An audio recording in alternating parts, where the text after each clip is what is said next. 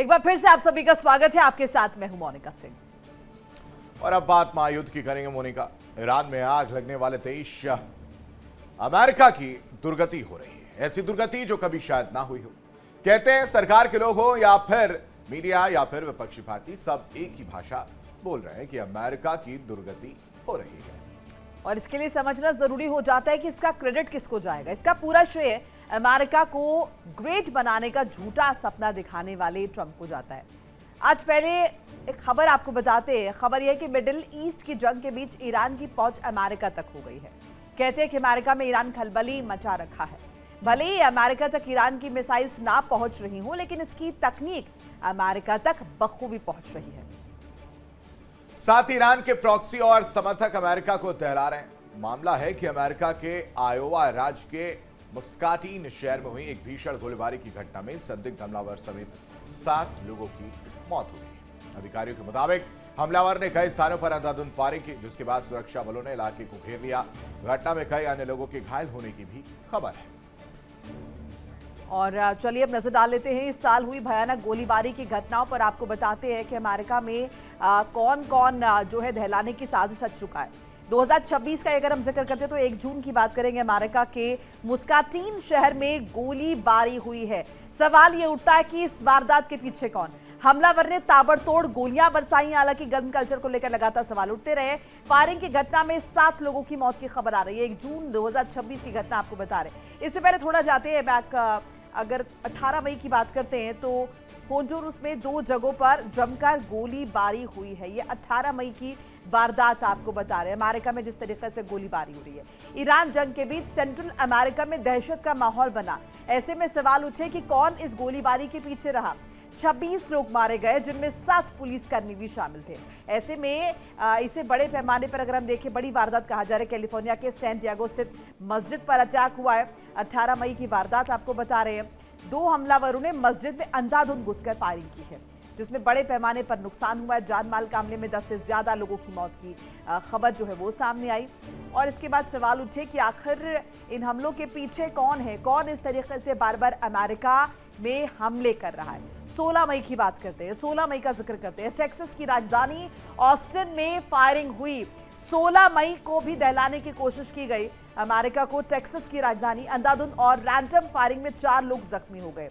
16 मई 2026 को जब वारदात हुई तब भी सवाल उठे कि कौन इसके पीछे है। फायरिंग की घटना में कई अन्य लोग भी जख्मी हुए हैं। ये 16 मई की वारदात आपको बता रहे। सिलसिलेवार तरीके से ऐसे कई वारदातें हुई। इससे थोड़ा और पीछे जाते हैं तो 5 मई की बात करेंगे। टेक्सास के कैरोलिटन में जमकर गोलीबारी हुई। अब यहां पर किसने दहलाने की साजिश रची, ये सवाल उठे। गोलीबारी की घटना में 2 लोगों की मौत हो गई। 5 मई 2026 की ये वारदात आपको बता रही। इस घटना में कई लोग जख्मी हुए हैं, यानी कि यहां भी बड़े पैमाने पर नुकसान हुआ है। बैकड्रॉप में लगातार देख रहे वेस्ट एशिया में तनाव बरकरार है। और इस बीच इस तरह की वारदातें। वॉशिंगटन 4 मई वॉशिंगटन डीसी के नेशनल मॉल में शूटिंग की वारदात सामने आई। व्हाइट हाउस परिसर के पास गोलीबारी की घटना आई, जहां पर बड़े पैमाने पर अगर हम देखें तो प्रोटोकॉल सिक्योरिटी होती है। ऐसे में सवाल कि कैसे यहां पर गोलीबारी हुई है। 4 मई सीक्रेट सर्विस अधिकारियों ने हमलावर को गिरफ्तार कर लिया। सीक्रेट सर्विस अधिकारियों को बाकायदा क्रेडिट भी दिया गया। बैटन रूज मॉल में भारी गोलीबारी हुई। ये अप्रैल 2026 की घटना आपको बता रहे हैं, जिसका हम जिक्र कर रहे हैं। बैटन रूज मॉल में भारी गोलीबारी हुई है। ये सारी वारदातें इसी साल की है, ज्यादा वक्त हुआ नहीं है। अभी समझिए कि जून की शुरुआत हुई है। गोलीबारी की घटना में 6 लोगों की मौत हो गई। अप्रैल 2026 में जब वारदात हुई। इससे पहले मार्च में चलते हैं। मार्च में लुइसियाना में ताबड़तोड़ फायरिंग हुई। तभी सवाल उठे कि आखिर कैसे अमेरिका में खुलेआम कहीं भी लोग इस तरीके से आ जाते हैं और गोलीबारी शुरू कर देते। घटना में 8 बच्चों समेत 10 लोगों की मौत हुई थी। मार्च की ये खबर आपको बता रही। इस बीच एक बड़ी ब्रेकिंग आ रही है। ईरान के परमाणु कार्यक्रम से जुड़ी तस्वीर एक सामने निकलकर जो है वो सामने आई है। इन सबके बीच परमाणु कार्यक्रम से जुड़ी सैटेलाइट तस्वीर आई है। वो तस्वीर भी आपको यकीनन दिखाएंगे। और इन सबके बीच देखिए, परमाणु ठिकानों की सुरक्षा को मजबूत करने में जुटा ईरान, क्योंकि लगातार जो परमाणु ठिकाने हैं ईरान के, उस पर कहीं ना कहीं निगाह बनी हुई है। और ऐसे में ईरान के परमाणु कार्यक्रम से जुड़ी तस्वीर आई है सामने। ईरान के परमाणु कार्यक्रम से जुड़ी तस्वीर आपको दिखाएंगे। कार्यक्रम से जुड़ी सैटेलाइट तस्वीर जो है वो निकलकर सामने आई है। तो परमाणु ठिकानों की सुरक्षा को मजबूत करने में ईरान जो है वो जुटा हुआ है। ईरान को पता है कि एक ही लक्ष्य लेकर अमेरिका और इजराइल इस वक्त हमलावर हैं, वो है परमाणु कार्यक्रम। परमाणु कार्यक्रम को किस तरह से खत्म किया जाए, साथ ही साथ परमाणु हथियार जो है ईरान नहीं रख सकता है, इस तरह की बातें भी डोनाल्ड ट्रंप कर चुके हैं। और इस बीच सबसे दिलचस्प वो बात हो गई थी मोनिका, जब नेतन्याहू को डोनाल्ड ट्रंप ने फोन करके हड़काया कह सकता हूं या समझाया, वो नहीं आकलन कर सकते, लेकिन ये जरूर कह दिया कि अभी आपको ये सब चीजें करने की जरूरत नहीं है। चर्चा करने के लिए तमाम मेहमान हमारे साथ जुड़े। विकास अब्रोल हमारे संवाददाता हमारे साथ जुड़े, group captain Ashish Sahay retired रक्षा विशेषज्ञ के तौर पर जुड़े। Very good morning Ashish sir. Manoj Kumar भू राजनीतिक विश्लेषक हैं, very good morning to you also Manoj sir. And Riten Mathur साहब भू राजनीतिक विश्लेषक के तौर पर जुड़े, बहुत बहुत स्वागत है सर आपका भी। सबसे पहले इस चर्चा की शुरुआत आशीष सर आपसे करते। महायुद्ध की कहानी है और इस कहानी में अब सबसे मजेदार जो बात रही, जो मुझे सबसे अच्छी लगी, वो ये थी कि डोनाल्ड ट्रंप ने फोन खड़का दिया सर, और फोन खड़का के ऐसा धमकाया हड़काया है, जो चीजें निकलकर सामने है कि उसमें भी नेतन्याहू ओके सर ही करते रह गए। कहा कि जरूरत नहीं है इस तरह की चीजें करने की। क्या दर्शाता है ये, क्या मानसिकता दर्शाता है कि डोनाल्ड ट्रंप वाकई एकदम ज्यादा प्रेशर में है? आशीष, डोनाल्ड ट्रंप एक हफ्ते पहले इसी इजराइल और इसी इजरायली प्राइम मिनिस्टर और अपने इजराइल और नेतन्याहू के रिश्तों के बारे में जो कह गए थे, अगर उसको भी याद रखें तो एक वाइडर पर्सपेक्टिव दिखता है। जब उन्होंने बोला था कि बहुत अच्छे हैं नेतन्याहू, बहुत ही अच्छे लीडर हैं और मेरे उनके रिश्ते बड़े अच्छे हैं और मैं इजराइल का प्राइम मिनिस्टर बन सकता हूं, मैं इतना पॉपुलर हूं। और अब ये परसों का वाकया जो एक्सियोस ने रिपोर्ट किया है, एक तो आई सैल्यूट एक्सियोस कि वो उनको वो शब्द और वो स्टेटमेंट्स, वो वाक्य पता है जो इजराइल के प्राइम मिनिस्टर को यूएस प्रेसिडेंट ने बोली। अगर जिनको भी थोड़ा भी ज्ञान होगा कि दो स्टेट हेड्स जब बात करते हैं तो उसको कौन सुन सकता है और किस लेवल तक उसकी रिपोर्टिंग की जा सकती है, तो एक्सियोस को इंट्रोस्पेक्शन की जरूरत है, क्योंकि ऑलरेडी वो अमेरिका में मारे गए F-35 के लिए अंडर इन्वेस्टिगेशन है एक्सियोस और CNN और न्यूयॉर्क टाइम्स की इस तरह की रिपोर्टिंग। जबकि एक एक शब्द आप इन्वर्टेड कॉमर्स में बता रहे हैं कि उन्होंने F वर्ड यूज किया 2 बार फिर नेतन्याहू को, तो ये एक अलग बड़ा इंटरेस्टिंग सा मुद्दा है कि एक्सियोस व्हाइट हाउस के अंदर 2 स्टेट हेड्स की बातें सुनकर और इन्वर्टेड कॉमर्स में रिपोर्ट करता है। एनीवेज, तो अब ये लगता है आशीष की टॉलरेंस खत्म हो रहा है ट्रंप का, and for all good reasons, क्योंकि ईरान ने एक बार फिर से दिखाया है कि उनको कोई फर्क नहीं पड़ रहा है। हम जितनी भी एनालिसिस कर लें कि उनके इकोनॉमिक ब्लॉकेड हो गए, उनका मिलिट्री डिग्रेडेशन हो गया और वो घुटनों पर आ गए, पैसे खत्म हो गए हैं, लेकिन IRGC का जो चरित्र है वो ऐसा ही है। CNN ने 3-4 महीने बोला था, मैं तो 3-4 साल बोल सकता हूं, दे कैन जस्ट कंटिन्यू। और इसका वर्ल्ड एनर्जी सप्लाई पे और अमेरिका के अपने फ्यूचर पे जो इम्पैक्ट धीरे धीरे बढ़ रहा है वो कंसर्निंग है, और इस वजह से ट्रंप अब अपना पेशेंस लूज कर रहे हैं। और डेफिनेटली उन्होंने कहीं ना कहीं ये भी देखा कि नेतन्याहू भी अब ग्रीडी हो रहे थे। जब रोरिंग लॉयन शुरू हुआ था एपिक फ्यूरी के साथ, तो नेतन्याहू का ज्यादा फोकस ईरान की तरफ था, क्योंकि यूएस फोर्सेस को हेल्प करना था ईरान के अंदर लड़ाई करने के लिए। जैसे ही सीज फायर हुआ, उन्होंने सारा फोकस लेबनान पे ले लिया। वेरी स्मार्ट स्ट्रेटेजिक डिसीजन, और बहुत मेजर गेन किया। ब्यूफोर्ट को कैप्चर करना हिस्टोरिकल है, as historical as American extraction of pilots from Iran, बहुत बड़ी घटना है। लेकिन उसके बाद भी बेरूत की तरफ बढ़ते रहना, इस पर ट्रंप नाराज हुए और उन्होंने रोका है, और नेतन्याहू रुके हैं। लेकिन नेतन्याहू ने ट्रंप के स्टेटमेंट के तुरंत बाद अपना जो स्टेटमेंट दिया है वो बड़ा क्लियर है कि हम बेरूत में नहीं जाएंगे, लेकिन अगर हमारे ऊपर हमले होंगे देन वी विल हिट, और सदर्न लेबनान में हम जो कर रहे हैं वो करते रहेंगे। मतलब लिटानी रिवर और उसके अगल बगल जो इनका कंसोलिडेशन चल रहा है वो अभी चलता रहेगा। और ये सारी चीजें लेकर ट्रंप, क्योंकि ईरान अब अड़ गया है कि लेबनान को भी हम डील का और MOU का दोनों का हिस्सा रखेंगे। जी, आप कुछ कह रहे थे आशीष? ठीक है, इस बीच एक बार विकास का रुख कर लेते साई साहब। विकास, एक सैटेलाइट तस्वीर जो है सामने आई है ईरान के परमाणु ठिकानों की, अब इसे क्या समझा जाए? क्या ईरान को इस बात का डर है कि कभी भी अमेरिका द्वारा कोई सख्त कदम उठाया जा सकता है? जी बिल्कुल, देखिए लगातार जिस तरह से आपस में हम देख रहे हैं रिटेलिएशंस चल रही हैं, छोटे मोटे हमले चल रहे हैं, ऐसे में अमेरिका को अगर लगता है कि वो कहीं ना कहीं खतरा एक बार फिर से बड़ा बन रहा है हॉर्मुज़ स्ट्रेट में, तो ऐसे में वो हमला कर सकता है। क्योंकि देखिए घूम फिर के कहीं ना कहीं परमाणु जो इनका संवर्धन है उस पर बात तो अटक अटक रही है। कल मार्को रूबियो ने भी कहा है कि चाहे ईरान हॉर्मुज़ स्ट्रेट खोल दे, हम तभी ईरान की नाकाबंदी तब तक नहीं खोलेंगे जब तक परमाणु डस्ट पे बात नहीं होगी, परमाणु संवर्धन पे बात नहीं होगी। तो कहीं ना कहीं डर जरूर है ईरान को कि कभी भी हमला हो सकता है और अमेरिका कर भी सकता है। अमेरिका के लिए हमला करना कोई बहुत बड़ी बात नहीं है ईरान के परमाणु संवर्धन पर, क्योंकि उसके पास बहुत अच्छे डिफेंस सोर्सेज है। तो ऐसे में डर कहीं ना कहीं आईआरजीसी को है और इसीलिए उसकी पूरी तरह से सुरक्षा की जा रही है। ज्यादा देखिए आईआरजीसी भी जानती है कि जितना ज्यादा वो ईरान के यूएस के खिलाफ खड़ी होगी, यूएस के साथ जितना लेट ये संधि होती जाएगी उतना ही खतरा उनके परमाणु संवर्धन पे रहेगा।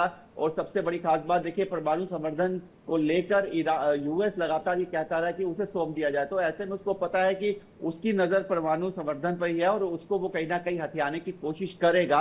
इसीलिए ये पूरा जो उसके आसपास की सुरक्षा को मजबूत किया गया है। हालांकि मुझे लगता है कि अगर अमेरिका अपनी करनी पे आए तो उसके लिए कुछ सुरक्षा बहुत ज्यादा मायने नहीं रखती, क्योंकि जब उसको कब्जा करना होगा कब्जा कर लेगा। हाँ। लेकिन फिलहाल आईआरजीसी के लिए बहुत बड़ा खतरा जो है वो परमाणु संवर्धन का अमेरिका के हाथ में जाना है।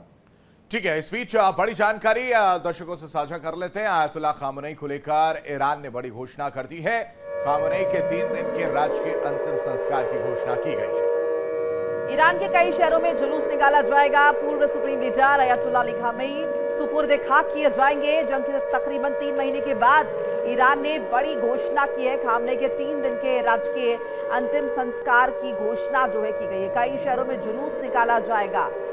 पूर्व सुप्रीम लीडर अयतुल्ला अली खामनेई सुपुर्द खाक किए जाएंगे। 3 महीने बाद तकरीबन ईरान ने ये बड़ा ऐलान किया है। बहुत लंबा समय ले लिया, लेकिन आखिरकार ये ऐलान कर दिया है। मनोज सर, आपका छोटा सा रिएक्शन इस पर ले लेते हैं, क्योंकि पहला हिट जब हुआ था और उसमें ही ये तस्वीर सामने आई थी जहां सुप्रीम लीडर की मौत हो जाती है और उसके बाद से करीब करीब 3 महीने का वक्त जो बीत चुका है। ऐसे समय अब ये फैसला ले लिया गया है कि सुपुर्द खाक किया जाएगा।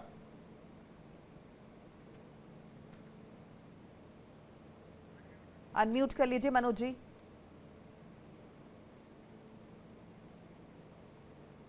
ऐसा लग रहा है कि इस तरह का इवेंट जो है वो आने वाले समय में होता रहेगा। इससे जो है वो वहाँ के लोगों में एक एनर्जी आता है और जिस तरह से एंटी अमेरिका वहाँ पे वो एक कैंपेन चलता है और वहाँ पे स्लोगन जो है वो खुलेआम लगाया जाता है। और जिस तरह से उनका फरवरी 28 को जो डेथ हुआ अमेरिका के मिसाइल द्वारा, तो ऐसा लग रहा है कि एनर्जाइज करने के लिए, लोगों में यूनिटी लाने के लिए और आईआरजीसी को सपोर्ट करने के लिए इस तरह का इवेंट जो है मुझे लग रहा है कि आने वाले समय में होते रहेगा। जिस तरह से 3 मंथ हो चुका है और अभी तक भी कुछ आशा कहीं से नहीं लग रहा है कि ये जो है वो युद्ध जो है खत्म होने वाला है। और जो एक हम लोग ट्रस्ट डेफिसिट तो हम लोग देख ही रहे हैं। और जिस तरह से ट्रंप ने नेतन्याहू को जिस तरह का भाषा का यूज़ किया गया, मुझे ऐसा लग रहा है फिर से वो मार्केट को स्थिर करने के लिए और ताकि अनअकाउंटेड ना हो जाए, वो ये स्ट्रेटजी मुझे लग रहा है कि अमेरिका के साइड से भी रहा कि नहीं, अभी भी जो है कई शहरों में जुलूस निकाला जाएगा, सुपुर्द खाक किया जाएगा, लेकिन लीडरशिप को लेकर सवाल उठते रहे। अयतुल्ला अली खामनेई जब तक थे तब तक अलग तरीके से चीजें देखी जा रही थी। अब मुस्तफा खामनेई को लेकर भी संशय जो है वो देखने को मिल रहा है। सच्चाई क्या है क्या नहीं है, इस हिसाब से अगर हम इस चीज को समझें तो वो परिस्थिति को कैसे ईरान झेलता हुआ नजर आ रहा है या वो कैसे स्टैंड कर रहा है? इस तरह के इवेंट से मुझे लग रहा है कि मुस्तफा जी को फायदा होगा। और जिस तरह से लीडर थे वहाँ पे और एक डायनेस्टिक वे में जो है इनको चुना गया है और अभी तक जो है वो पब्लिक में अपीयर हुए नहीं है मुस्तफा जी। और इसे वर्ल्ड कम्युनिटी में एटलीस्ट एक संशय बना हुआ है एक्चुअली है क्या। नॉर्मली टाइम टू टाइम लोग देखते हैं कि उनका एक स्टैंड आते रहता है और अमेरिका को किसी न किसी रूप में धमकाते हुए और एनर्जाइज करते हुए आईआरजीसी को या कुछ टारगेट दे देते हुए हम लोग देखते हैं। ये मनोज जी, सुनते आए यानी हैं कि ईरान में वो डर है एक तो एकजुटता का कि कहीं गृह युद्ध की स्थिति ना छिड़ जाए, क्योंकि अमेरिका यही तो चाहता है, एक एकजुटता का संदेश भी देना है कि हम एकजुट हैं, हम पर इम्पैक्ट भी नहीं पड़ना चाहिए। और ये जो परमाणु ठिकानों को लेकर सिक्योरिटी की बात कही गई माथुर साहब, यानी कि ईरान इस बात को लेकर कहीं ना कहीं आशंका में है कि अगर परमाणु समझौते पर बात नहीं होती है तो अमेरिका जोर आजमाइश कर सकता है, ताकत का इस्तेमाल कर सकता है। बिल्कुल बिल्कुल एकदम ठीक बोल रहे हैं आप। और इसमें कैसा है कि ये जो जोर आजमाइश है होगी, क्योंकि अभी हमारे पास जो इन्फॉर्मेशन है उसके हिसाब से 400 किलो यूरेनियम एनरिच कर लिया ईरान ने, पर ये जानकारी अधूरी है कि इनको सपोर्ट मिल रहा है चीन का और नॉर्थ कोरिया का, जिन्होंने पूरी अपनी वहाँ पे कॉलोनी बना रखी है और अंडरग्राउंड कॉलोनी है, उसमें अंडरग्राउंड जाने के रास्ते हैं, एक शहर से दूसरे शहर तक आप अंडरग्राउंड ट्रेवल कर सकते हैं। ऐसी स्थिति में और इनके जो टेरेन है वहाँ का उस तरीके का है कि पहाड़ियाँ बहुत सारी हैं, तो उसके अंदर कहाँ घुस घुस कर बैठे हैं ये लोग, इसके बारे में पता लगाना मुश्किल है। और दूसरा 400 किलो यूरेनियम एक जगह पे नहीं है, अलग अलग जगहों पर है, और सबको जब एटम बम बनाएंगे तो इकट्ठा कर लेंगे। तो कोई बड़ी बात नहीं कि इनके एटम बम की पूरी तैयारी है, और इनके ऊपर कंट्रोल नहीं करा तो ये जल्दी मुसीबत खड़ी करेंगे। इस समय अमेरिका जो है उसको स्ट्रेटेजिकली वॉरफेयर में उतरना पड़ेगा। लाइव में उतरे हुए आप, पर स्ट्रेटेजी नहीं है आपके पास। स्ट्रेटेजी नहीं होने के कारण प्रॉब्लम ऐसी हो रही है कि चाइना अभी भी इनको आर्म्स की सप्लाई कर रहा है। चाइना के आर्म्स बार बार इधर आ रहे हैं इनके पास, वो इनकी ताकत है जो दुनिया भर में चला रहा है। ईरान चला रहा है, चाइना के दम पे चल रहा है, इसलिए इनके जो ट्रांसपोर्ट लेस आते हैं वहां से, जो जिसमें आर्म्स रख के आते हैं चाइना से, उनको न्यूट्रलाइज करना चाहिए अमेरिका। तब तक जब तक एक ट्रांसपोर्ट प्लेन उनका न्यूट्रलाइज नहीं किया जाएगा तो उनके आर्म्स पकड़ में नहीं आएंगे कि आर्म्स आ रहे हैं वहां से, एक बात। और दूसरा जो इनके एयर जो बेसेस हैं उसको भी डिस्ट्रॉय करना चाहिए।